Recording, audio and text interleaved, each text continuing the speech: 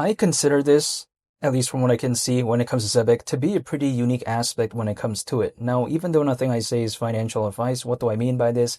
Zebec not too long ago had this post talking about how when it comes to its four acquisitions, it's all running on Zebec Rails, which a lot of my friends out there kind of thought, really? Because they kind of didn't think about this, but I find this pretty cool and I find it pretty unique because, for instance, if we take a look at their acquisitions, like in the case of PayBridge, we take a look at its focus on payrolls, we take a look at SPS, we take a look at GateKnox, which is focused on compliance, we take a look at ScienceCard UK, which is focused on basically the education market, arguably I would say through something like that when it comes to Zebec.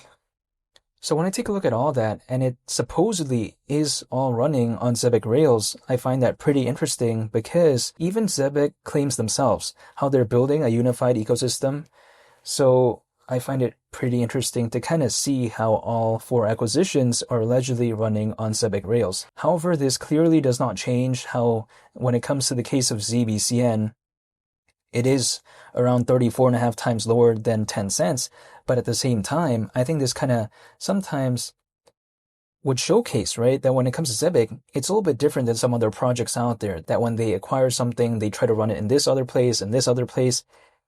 It doesn't feel like it's that unified. But then when I take a look at something like Zebec, they are building supposedly a unified ecosystem, so I find that pretty interesting, especially considering how it's not necessarily the most popular project out there, but to me, isn't that kind of the point? I do not want to believe in a project that's already too established. Now, I'm not telling anyone to do anything, but this is just my perception. Now, I'm not saying I'm going to believe in a microcap, but at the same time, I do want to believe in projects that have a pretty decent kind of, exposure. But at the same time, I don't want it to be too massive, but I don't want it to be too small either. So the thing for me is I'm just believing in projects which, to me, kind of fit that criteria. And when I see something like Zebec, especially with the aspect of Solana that it has, I am still a fan of it.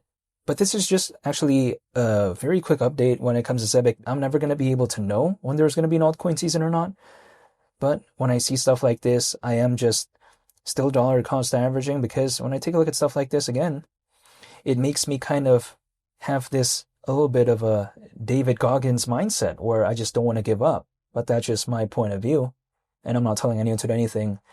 But yeah, that's pretty much about it. I want to say thank you for watching. I hope y'all have a nice day. It's Malik the Captain, and I'll catch y'all on the next one. I'm out. Peace. Bye.